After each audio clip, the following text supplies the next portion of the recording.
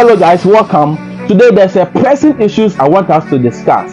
So when it's time for elections like this in a country, we see pastors come out boldly to speak forth the mind of God to the people. And in the case of Ghana, it's never different. It is always the same. Repeatedly, we've heard pastors come out to speak about the mind of God. But today I have a question for the pastors.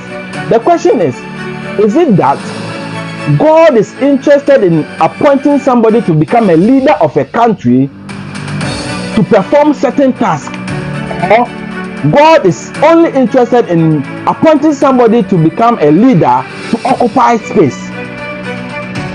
That is my question for the pastors, because when elections come and there are prophecies about who is going to lead the country, pastors come out and they speak about the fact that some person is going to lead a country, and that's it ends there.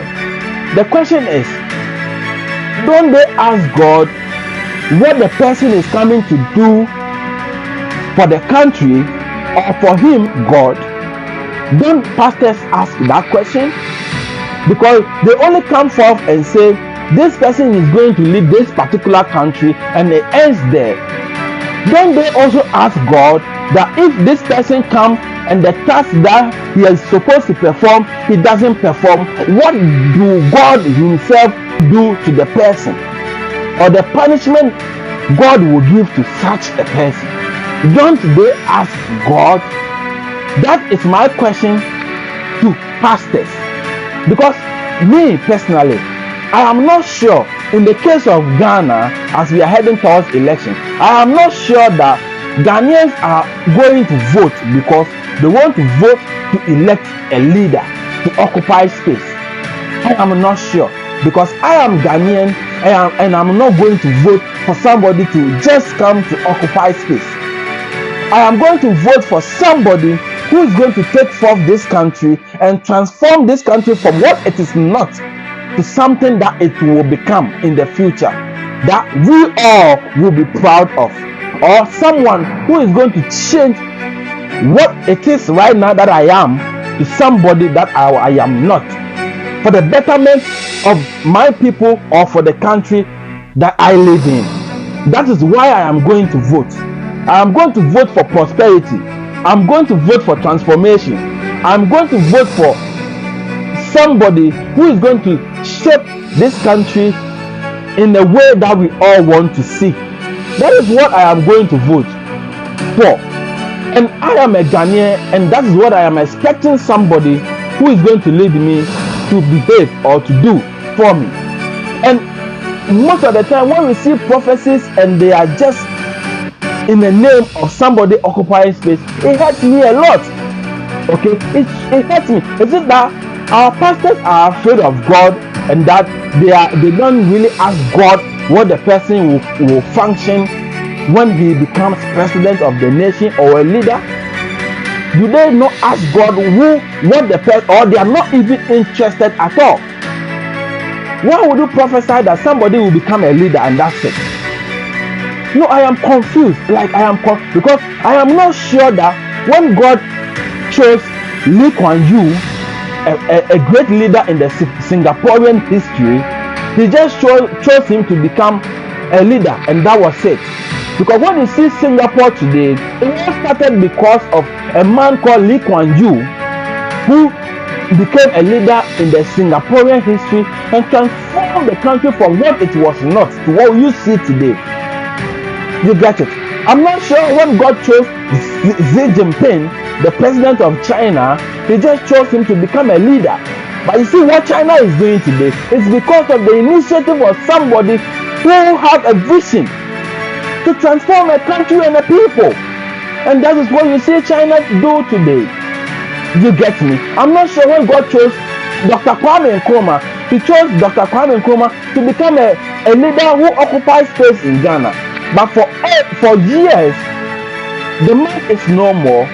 But for the things that the man did, it keeps us mentioning his name for ages, and we can't stop because we haven't seen something like that in our history before.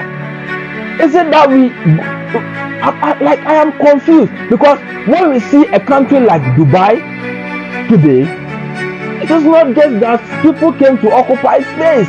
No, God chose these people to occupy a space to transform and to elevate, right? So I want the pastors to go back to God and ask him, or if they have asked God what they are come to do, please they should come out and tell us. Okay, so in the case of Ghana, we have Dr. Baumia and Mahama, right? That is the people we are going to vote for, right, in this election. So if you prophesied about Dr. Baumia, what is Dr. Baumia going to do according to God? Or if you prophesy about Mahama, what is Mahama going to do according to God if he becomes president? That is what I want to know. If God wants Cheddar or Nana Kwame Bediako to become president, what is he going to do according to God? What if God chooses Ekadonko to become the president of Ghana? What is God saying Ekadonko is going to do? Okay, in his kingdom or for the people? What transformational journey is Ekadonko going to take us through? That is what I want to hear as a reasonable voter. I don't want to hear any other thing apart from these things I am asking. You are not going to vote and come and lie down and let the person occupy space. No, that is not what we want.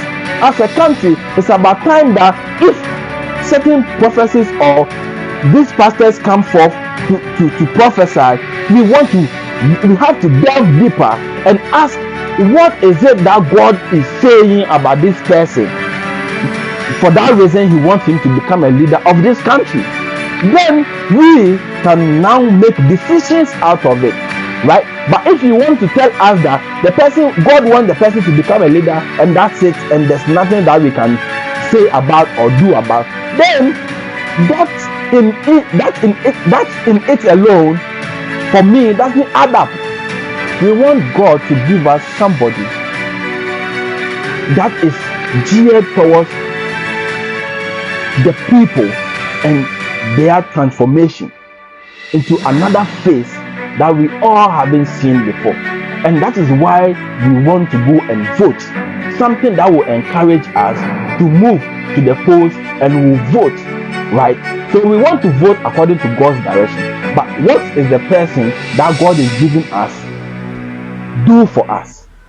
That is my question. So let's all put this in mind and ask our pastors who are giving us all of these prophecies. Thank you.